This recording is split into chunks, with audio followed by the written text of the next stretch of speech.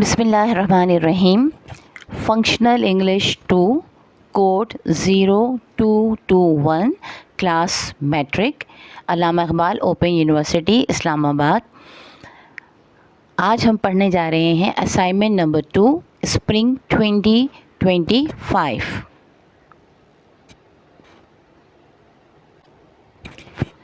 Question number 1 है, listen to the recorded text 9 in unit 4।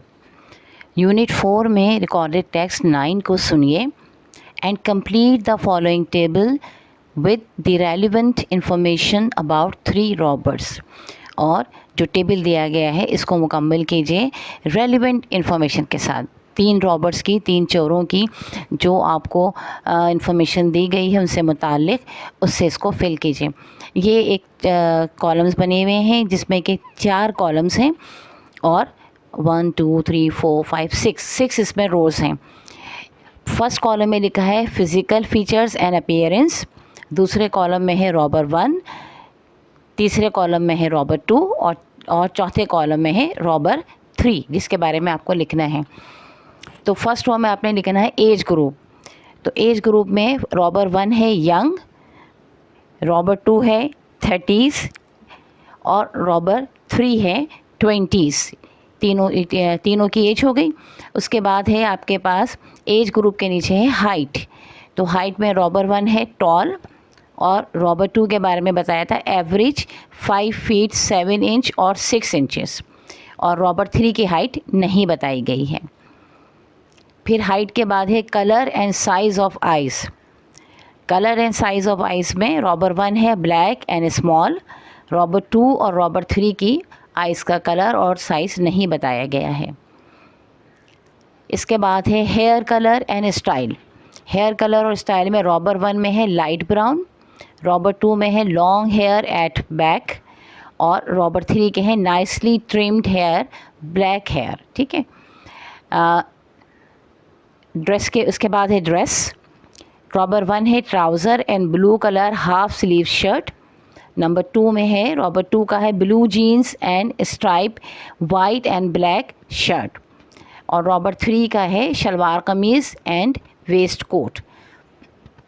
उम्मीद है कि ये कॉलम्स आपको समझ में आ गए होंगे कि फ़र्स्ट कॉलम जो है उसमें फ़िज़िकल अपीयरेंस और फ़िज़िकल फीचर्स एंड अपीयरेंस की हेडिंग है। उस हेडिंग के नीचे आपको age group, height, colour and size of eyes, hair colour और ड्रेस, ये 5 चीज़ें इनके बारे में लिखना है। तीनों रॉबर्स के बारे में, रॉबर 1, रॉबर 2 और रॉबर 3 के बारे में।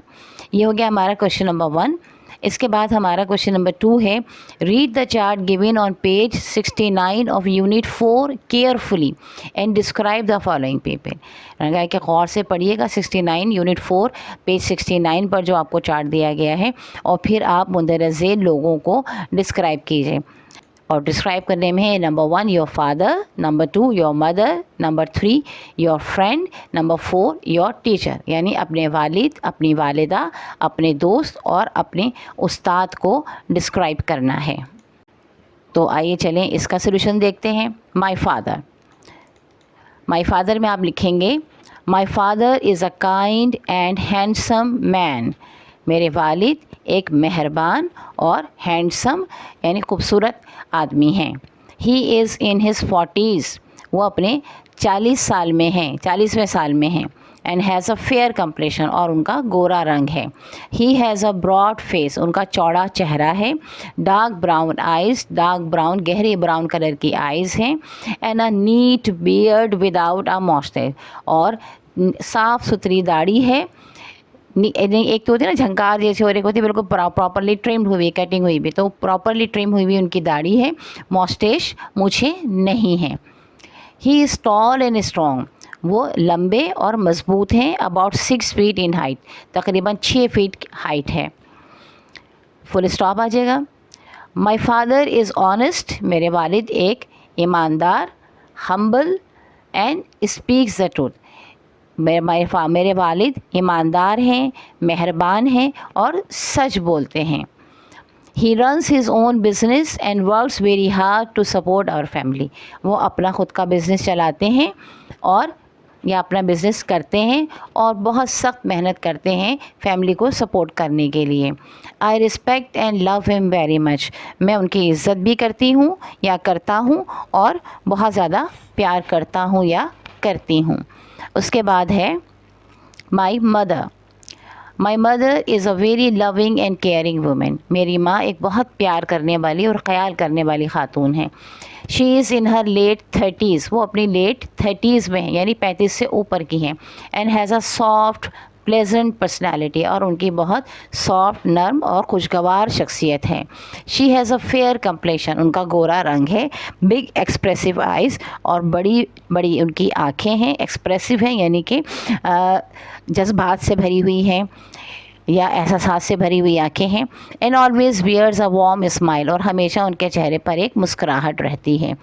She takes care of our whole family, वो हमारी पूरी फैमिली का ख्याल करती हैं। And is an excellent cook, और वो एक बेहतरीन कुक, बेहतरीन बावर्ची भी हैं, यानी बेहतरीन खाने बनाती हैं।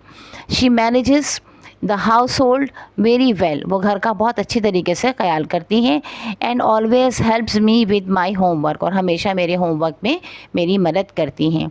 She is my best friend and I love her very much, वो मेरी बेस्ट फ्रेंड है और मैं उनसे बहुत ज़्यादा मोहब्बत करता हूँ या करती हूँ। उसके बाद है my friend. My best friend name is Ali, मेरे बेस्ट फ्रेंड का नाम अली है। ही इज़ 12 ईयर्स ओल्ड, वो 12 साल का है। And studies in the same class as me, और उसी क्लास में पढ़ता है जिसमें कि मैं पढ़ता हूँ। He is smart, friendly and always ready to help others, वो स्मार्ट यानी ज़हीन, समझदार है, फ्रेंडली दोस्ताना है। And always ready to help others, और हमेशा दूसरों की मदद के लिए तैयार रहता है। He has short black hair and wears glasses, उसके छोटे काले रंग के बाल हैं और वो चश्मा पहनता है। वी प्ले क्रिकेट टुगेदर, हम एक साथ क्रिकेट खेलते हैं आफ्टर स्कूल, स्कूल के बाद। And share our lunch during break time, और ब्रेक टाइम के दरमियान में हम अपना लंच एक दूसरे के साथ शेयर करते हैं, यानी एक दूसरे को देते हैं। I enjoy his company and we understand each other very well, मैं उसकी कंपनी को इन्जॉय करता हूँ, यानी इसमें मज़ा लेता हूँ, मुझे इसमें अच्छा लगता है और हम एक दूसरे को समझते हैं। I am lucky to have such a good friend, मैं बहुत खुशकिस्मत हूँ कि मेरा इतना अच्छा दोस्त है। इसके बाद आपके पास नंबर 4 पे है my teacher.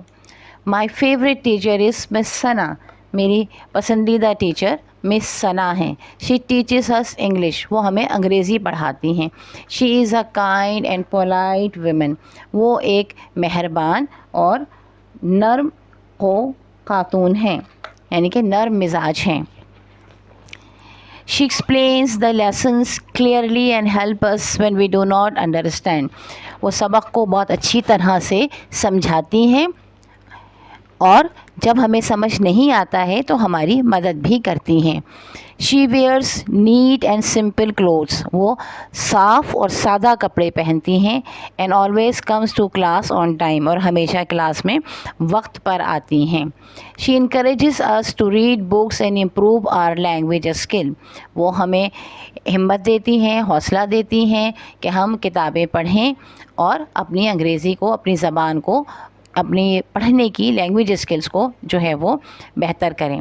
We all like her because she is a patient and always treats us with respect, हम हमेशा वी ऑल लाइक हर, हम सब उन्हें पसंद करते हैं क्योंकि वो एक सब्र करने वाली ख़ातून है।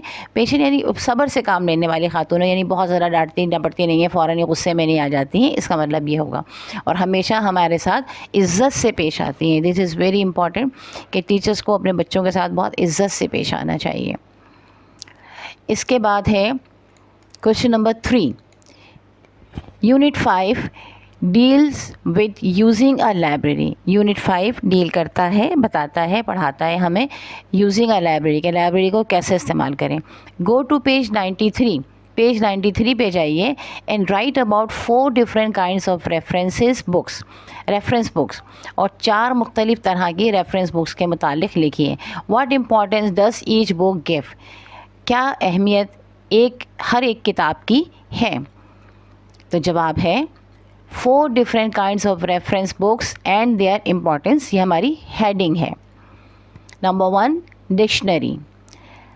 A dictionary gives the meanings, spellings and pronunciation of words.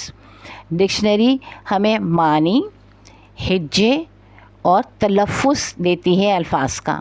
It helps us improve our vocabulary and understand the correct usage of words in sentences. ये हमारी vocabulary को यानी अल्फाज के ज़ख़ीरे को बेहतर करती है और हमें उस लफ्ज़ों के इस्तेमाल को लफ्ज़ों के जुमले में इस्तेमाल को समझने में मदद देती है. इसके बाद है encyclopedia. An encyclopedia provides detailed information on a wide range of topics such as history, science, geography and more. एक encyclopedia हमें तफसील में मालूमात देती है वाइड रेंज ऑफ टॉपिक्स, बेइंतहा बहुत सारे लामहदूद बेतहाशा टॉपिक्स की, उन्वानात की, जैसे कि हिस्ट्री, साइंस, जोग्राफ़ी और दूसरे. It is important for gaining general knowledge and doing research. ये जनरल नॉलेज हासिल करने के लिए और रिसर्च करने के लिए अहम है. इसके बाद है atlas. An atlas is a book of maps. Atlas नक्शों की किताब है. It shows countries, cities, rivers and mountains. वो हमें बताती है मुल्क, शहर, दरिया और पहाड़. It is important for studying geography. ये जोग्राफ़ी पढ़ने के लिए, जोग्राफिया पढ़ने के लिए अहम है. And understand the world better. और हमें दुनिया को बेहतर तौर पर समझने में मदद देती है. अल्मैनिक. नंबर 4 है अल्मैनिक. ALMANAC. An almanac is a yearly book that contains important facts and figures. Almanac एक सालाना किताब है जो कि जिसमें कि हकीकत होती है, तादाद होती है, जैसे कि कैलेंडर्स हैं, मौसम फोरकास्ट है, मौसम कैसा है, सनराइज़ है, सूरज कब निकलता है, कब डूबता है, उसके टाइमिंग है, holidays and data about countries और मुल्कों के बारे में हमें मालूमात देती है, स्पोर्ट्स के बारे में, साइंस के बारे में, इन मुख्तलिफ़ चीज़ों के बारे में हमें सालाना मालूमात देती है. यानी हर साल किसी मुल्क में ये सब क्या हो रहा है वो बताती है. It is important for finding quick facts and yearly information all in one place. ये बहुत अहम है अगर हम किसी एक जगह पर फ़ौरी तौर पर हकीकत मालूम करना चाहें, सालाना तब्दीली क्या हुई है, तो एक जगह पर हमें ये तमाम मालूमात मिल जाती है.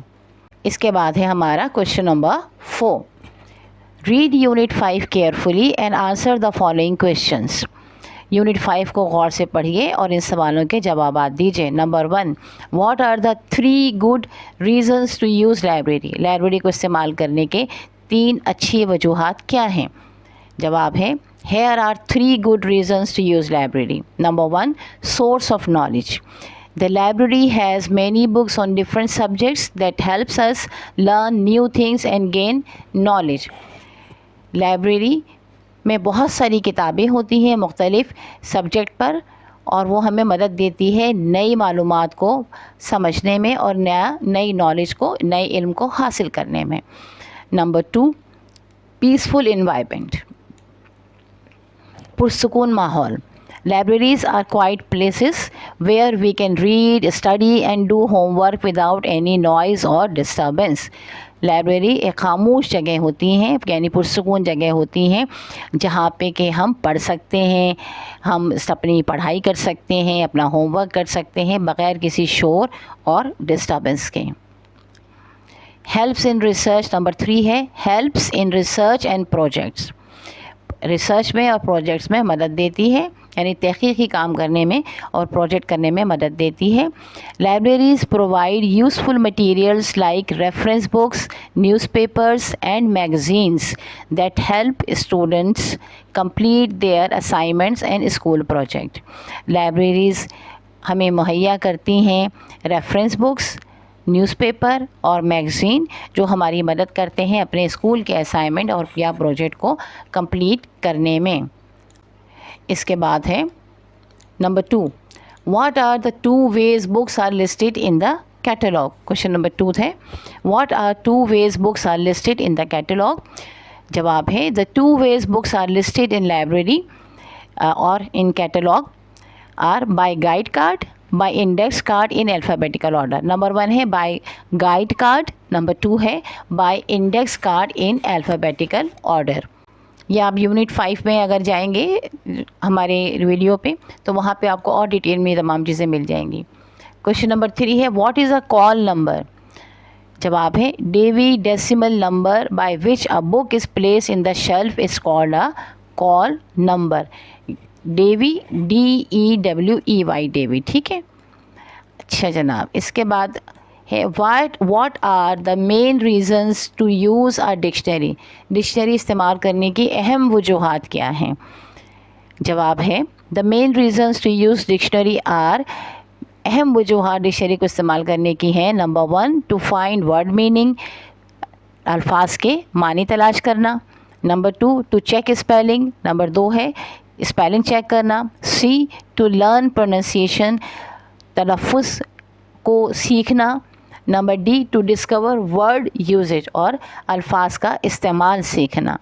इसके बाद क्वेश्चन नंबर 5 है how is almanac different from an encyclopedia. Almanac encyclopedia से मुख्तलिफ कैसे होता है। जवाब है an almanac and encyclopedia are different in purpose and content.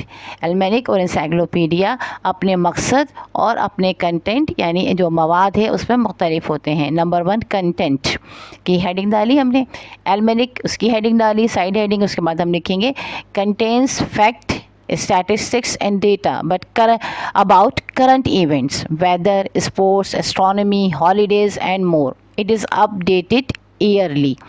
एल्मेनिक क्या है, ये रखती है अपने पास फैक्ट्स हकीकत, शुमारियात, स्टैटिस्टिक्स यानी शुमारियात, एंड डेटा अबाउट और मालूमात करंट इवेंट जो फौरी इवेंट हुए हैं उनके बारे में, मौसम के बारे में, स्पोर्ट्स के बारे में, एस्ट्रोनॉमी के बारे में, जो कला का जो इल्म है उसके बारे में, छुट्टियों के बारे में, और ये हर साल अपडेट होती है। कंटेंट ही की हेडिंग में अब हम इंसाइक्लोपीडिया के बारे में लिखेंगे। इंसाइक्लोपीडिया की हेडिंग डालेंगे, लिखेंगे contains detail articles about a wide range of topics like history, science, people and places. Encyclopedia में डिटेल्ड आर्टिकल्स होते हैं यानी तफसीलन लिखा हुआ होता है बहुत सारे टॉपिक्स पे, जैसे कि हिस्ट्री है, साइंस है, लोग हैं, जगह हैं। It gives more in depth information, और ये हमें इन डेप्थ इंफॉर्मेशन गहराई में मालूमात देती है, तफसीलन बताती है। दूसरी हेडिंग हमारे पास है पर्पस की, पहली कंटेंट थी, दूसरी हमारी है पर्पस की। अब इसमें हम पर्पस में लिखेंगे पहले एल्मेनिक के बारे में। एल्मेनिक की हमने हेडिंग डाली, कॉलन डाला, फिर लिखेंगे use for quick facts and recent information, फ़ौरी तौर पर मालूमात हासिल करना और मौजूदा मालूमात हासिल करने के लिए इस्तेमाल की जाती है। अब हमने इंसाइक्लोपीडिया की हेडिंग डाली, कॉलन डाला, और हम लिखेंगे use for research and learning about a subject in detail. Research के लिए इस्तेमाल होती है और किसी भी मौजू पर हम अगर तफसीली मालूमात हासिल करना चाहें तो हम इसे इस्तेमाल करते हैं। नंबर 3 हमारी हेडिंग है फॉर्मेट, यानी पहली कंटेंट, दूसरा पर्पस, तीसरी फॉर्मेट। अब फॉर्मेट में हम पहले एल्मेनिक के बारे में लिखेंगे, कॉलन डालेंगे एल्मेनिक, फिर colon usually small, compact and full of numbers and charts. अमूमन मुख्तसर होती है, कॉम्पैक्ट होती है यानी तमाम चीज़ों को मुकम्मल तौर पर उसने बयान किया हुआ होता है, लेकिन और इसमें बहुत सारे नंबर्स होते हैं और बहुत सारे चार्ट्स होते हैं। Encyclopedia usually comes in multiple volumes online, यानी कि देखिए जो एल्मेनिक है वो कॉम्पैक्ट होती है, यानी एक बुक होगी एक, और उसमें आपको तमाम चीज़ें मिल जाएंगी जो कि मुख्तसरन बयान होता है। जबकि इंसाइक्लोपीडिया क्या है, कम्स इन मल्टीपल वॉल्यूम्स, इसके बहुत सारे वॉल्यूम्स होते हैं, और ऑनलाइन भी होती है। वॉल्यूम्स का मतलब हमने आपको उसमें चैप्टर में समझाया था कि बहुत सारी इसकी बुक्स होती हैं, बुक 1, बुक 2, बुक 3, इस तरह से ये अल्फ़ाबेटिकल ऑर्डर में होती है, ठीक है, विद लॉन्ग ऑर्गेनाइज आर्टिकल्स, और इसमें लंबे लंबे ऑर्गेनाइज आर्टिकल्स मौजूद होते हैं। इसके बाद है question number 5, here are 2 homonyms. यहाँ पे आपको 2 होमोनीम्स दिए गए for each of the given words. Question number 5 है unit 6 deals with using a dictionary. Go to page 108 exercise 5 where homonyms are explain. कहते हैं यूनिट 6 में डिक्शनरी इस्तेमाल करने के बारे में बताया गया है। पेज नंबर 108 खोलिए, वहाँ पे एक्सरसाइज नंबर 5 पे देखिए कि वहाँ होमोनीम्स को की वजाहत की गई है। Homonyms have the same spelling and same sounds but different meanings. Homonyms की सेम स्पेलिंग होती है और सेम साउंड होता है, यानी पढ़ा भी वैसे ही जाता है, बट डिफरेंट मीनिंग्स, मगर उनके मुख्तलिफ माने होते हैं। यानी एक ही लफ्ज़ होता है मगर माने उसके मुख्तलिफ कॉन्टेक्स्ट में मुख्तलिफ हो जाते हैं। Open your dictionary and right at least 2 different meanings of the following words. अपनी डिक्शनरी को खोलिए और जो अल्फाज आपको दिए हैं इनके आप तकरीबन हर एक की 2 मुख्तलिफ मीनिंग्स कम से कम आप लिखिए। ठीक है, अच्छा जनाब, अब इसका जवाब है Here are 2 homonyms for each of the given words. हर दिए हुए लफ्ज़ के लिए 2 homonyms हमने दिए हैं। Words that sound the same or are spelled the same but have different meaning. यानी वो अल्फाज जिनकी आवाज़ एक जैसी होती है, स्पेलिंग एक जैसी होती है, लेकिन उनके माने मुख्तलिफ होते हैं। मसलन number 1 spring, SPRING spring. Number 1 bracket में हम लिखेंगे अ सीज़न, स्प्रिंग मौसम बहार को भी हम स्प्रिंग कहते हैं। फ्लावर्स ब्लूम इन स्प्रिंग, इसका हमने सेंटेंस बनाया है कि फ्लावर्स ब्लूम इन स्प्रिंग, फूल जो हैं वो बाहर के मौसम में खिलते हैं। नंबर 2 है स्प्रिंग टू जंप, ब्रैकेट में लिखेंगे टू जंप, स्प्रिंग का मतलब होता है उछलना। The cat will spring on to the table, बिल्ली टेबल पर उछलेगी। ठीक है, या हम ये कह देंगे कि बिल्ली टेबल पर छलांग लगाएगी। स्प्रिंग हमने आपको 3 मीनिंग्स दी हुई है, आपको जो आसान लगे आप वो 2 याद कर लीजिएगा, अपने असाइनमेंट में लिख लीजिएगा। ठीक है, एक और स्प्रिंग है, ब्रैकेट में लिखेंगे अक्वायल, COIL स्प्रिंग अक्वायल। जो आपने अक्सर देखा होगा ना, स्प्रिंग जो हम बच्चे भी इस्तेमाल कर रहे होते हैं, मैट्रेस में भी लगा हुआ होता है, तार गोल गोल लिपटा हुआ होता है, उसको कॉइल कहते हैं। The mattress has a steel spring inside, mattress गद्दे के अंदर स्टील के स्प्रिंग हैं। नंबर 2 है हमारे पास पोल, POLE पोल। 1 मीनिंग है पोल की अ लॉन्ग स्टिक, एक लंबी छड़ी। He use a pole to push the boat, वो उसने एक पोल यानी लंबी छड़ी इस्तेमाल की बोट को धक्का देने के लिए। अगर अपने जहन में आप लेकर आएंगे तो आपको ये नज़र भी आ जाएगा कि अक्सर जो छोटी कश्तियाँ होती हैं तो उनको किनारे से पानी में धक्का देने के लिए एक लंबी सी डंडी इस्तेमाल की जाती है। इसके बाद है पोल, इसकी मीनिंग है either and of the earth axis, either and, EITHER either, और एंड जो है END एंड, किनारे वाला आखिरी वाला एंड। ठीक है, ख़त्म जिसको हम कहते हैं ना वो end of the earth axis, AXIS axis, यानी दुनिया का आखिरी सिरा। The north pole is covered in ice, north pole जो है यानी शिमाली किनारा जो है वो बर्फ़ से ढका हुआ है। इसके बाद पोल है POLE Pole, a person from Poland, Poland का रहने वाले जो लोग होते हैं उनको भी हम पोल कहते हैं। She is a Pole by nationality, वो नेशनलिटी के लिहाज से, शहरियत के लिहाज से पोल है। ठीक है, नंबर 3 है tyre, TIRE tyre. Tier two become tired, इसकी मीनिंग है ब्रैकेट में लिखेंगे टू बिकम टायर्ड, थक जाना। टायर माने थक जाना भी होता है, अमूमन टायर्ड ED के साथ इस्तेमाल होता है। आई टायर ईज़िली आफ्टर रनिंग, मैं दौड़ने के बाद आसानी से थक जाता हूँ, यानी फ़ौरन ही थक जाता हूँ। टायर ब्रैकेट में लिखेंगे rubber part of a wheel, किसी भी व्हील का, पहिए का, रबर का हिस्सा। जुमला है the car has a flat tyre, car में फ्लैट यानी पिचका हुआ, जब कार की टायर से हवा निकल जाती है तो हम उसको कहते हैं फ्लैट टायर, तो कार का टायर फ्लैट है। उसके बाद टायर ब्रैकेट में लिखेंगे टू बोर और exhaust, to bore BORE bore और एग्जॉस्ट थक जाना, बहुत ज़्यादा बोर हो जाना। लॉन्ग लेक्चर्स टायर स्टूडेंट्स, लंबे लेक्चर जो है स्टूडेंट को थका देते हैं। इसीलिए हम वीडियो भी बहुत लंबी नहीं बनाते हैं ताकि आप टायर ना हो जाएं। नंबर 4 है रोज़,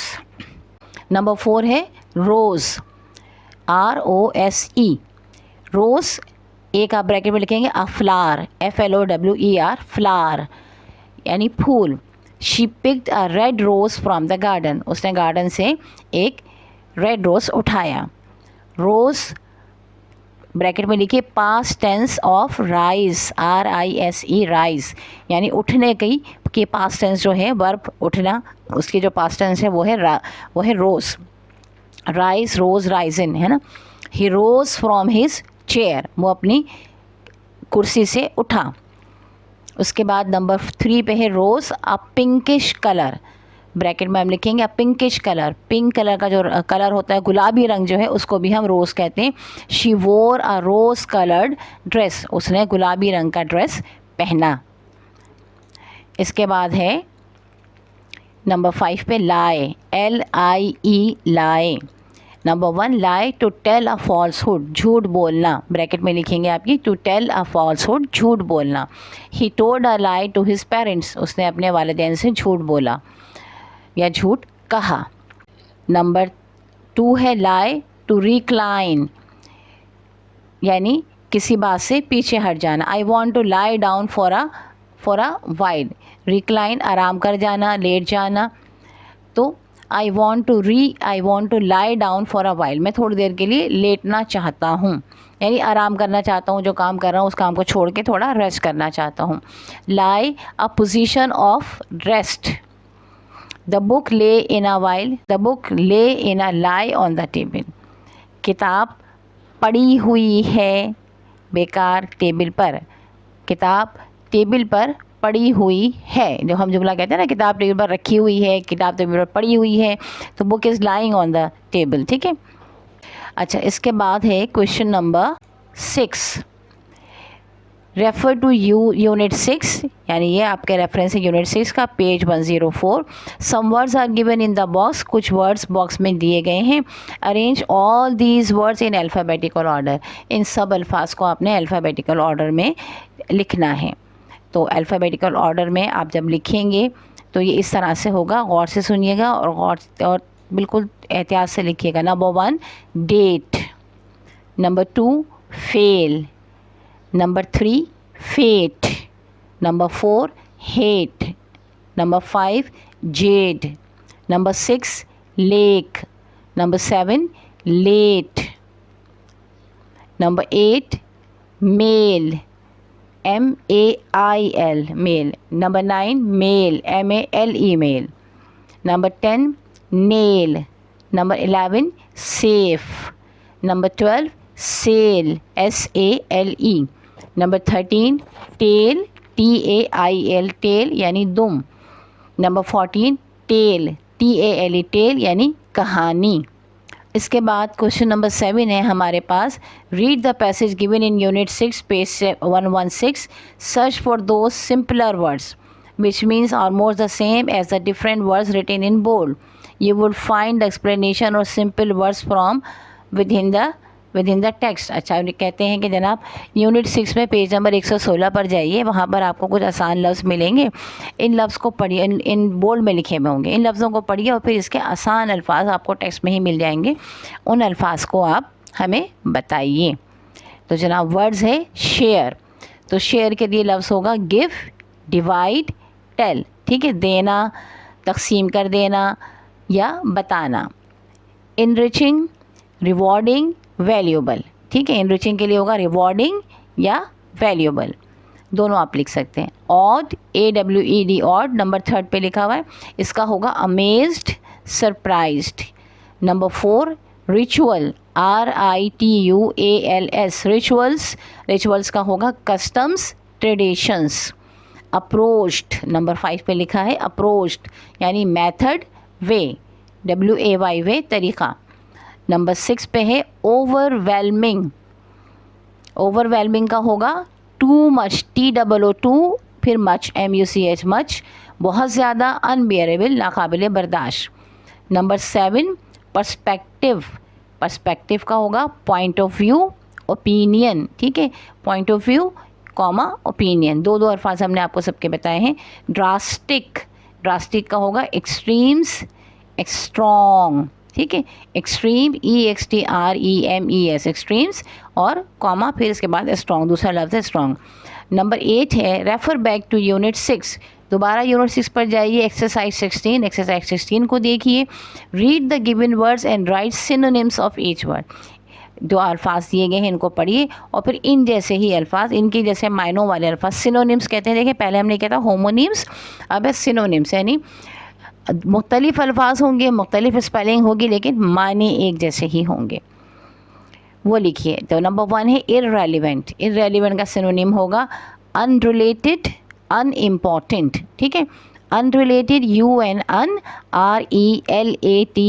रिलेटेड, अनरिलेटेड, कॉमा, उसके बाद लिखेंगे unimportant, UNNIMPORTANT, unimportant. Awful, AWFUL, awful. Number 2 है हमारे पास ऑफुल। ऑफुल का हम लिखेंगे सिनोनिम टेरिबल, TERRIBLE, टेरिबल, और कॉमा डालेंगे। उसके बाद दूसरा लफ्ज़ इसका है हॉरिबल, HORRIBLE, हॉरिबल। ठीक है। इम्पॉर्टेंट, इम्पॉर्टेंट की हम लिखेंगे सिग्निफिकेंस, SIGNIFICANCE, सिग्निफिकेंस। इसको आप ऐसे भी याद कर सकते हैं कि SIG sig, NINI signi, FIFI signifi, CANCE cance, significance. इसके बाद इसका ही दूसरा है वाइटल, VITAL, वाइटल। हरी, नंबर 4 आपके पास वर्ड है हरी, HURRY, हरी। हरी का होगा रश और स्पीड, ये लफ्ज़ हम अमूमन इस्तेमाल ही करते हैं ना। Number 5 possess, POSSESS, possess. Possess का होगा ओन और हैव, OWN, ऑन और हैव। इसके बाद है एक्वायर, ACQUIRE। नंबर 6 पे आपके पास है एक्वायर, यानी हासिल करना, तो इसकी अंग्रेज़ी होगी, दूसरा इसका सिनोनिम्स होगा गेट, GET, गेट। और एक और जो सिनोनिम है वो होगा ऑब्टेन, OBTAIN। एग्जीक्यूट, नंबर 7 पे है आपके पास EXECUTE, एग्जीक्यूट, जिसका हम लिखेंगे synonyms carry out, CARRY, carry, और उसके बाद दूसरा हर्फ है आउट, OUT, आउट, कॉमा, फिर जो दूसरा सिनोनिम है वो है परफॉर्म। कैरी आउट एक आपने एक साथ लिखा, फ्रेज है ये, फिर उसके बाद परफॉर्म। तो अल्हम्दुलिल्लाह ये आपका असाइनमेंट नंबर 2 भी कंप्लीट हो गया है। इसको भी उम्मीद है कि इस वीडियो से आपको अपना असाइनमेंट 2 सॉल्व करने में मदद मिलेगी और इम्तिहानात में भी आपको आसानी होगी। अल्लाह ताला आपके लिए आसानी के, बेहतरी के और कामयाबी के दरवाज़े खोले, आपके लिए आसानियाँ हों, आपके लिए बेहतरी हो और आप पढ़ने लिखने में बहुत आगे बढ़ें। अल्लाह ताला आपको कामयाबी अता फ़रमाए। हमारे लिए ज़रूर दुआ कीजिएगा, कमेंट्स करके ज़रूर बताइएगा कि आपको ये वीडियो कैसी लगी। आप लोग देखते तो हैं लेकिन कमेंट्स नहीं करते हैं, अगर कमेंट्स करेंगे तो हमें बहुत खुशी होगी। ऐसा लगेगा ना जैसे हम भी आपसे बात कर रहे हैं और आप भी हमसे बात कर रहे हैं। ठीक है, तो कमेंट ज़रूर करके बताइएगा और इंशाल्लाह ताला नेक्स्ट वीडियोस के जब हम अपलोड करेंगे उस वक्त तक के लिए अल्लाह हाफिज़। दुआओं में याद रखिएगा। अगर चैनल सब्सक्राइब नहीं किया है तो कर लीजिएगा, लाइक ज़रूर कीजिएगा अगर आपको अच्छा लगे तो, और अपनी राय देना हरगिज़ मत भूलिएगा। अल्लाह ताला आपको खुश रखे। आमीन सुम्मा आमीन। अल्लाह हाफिज़।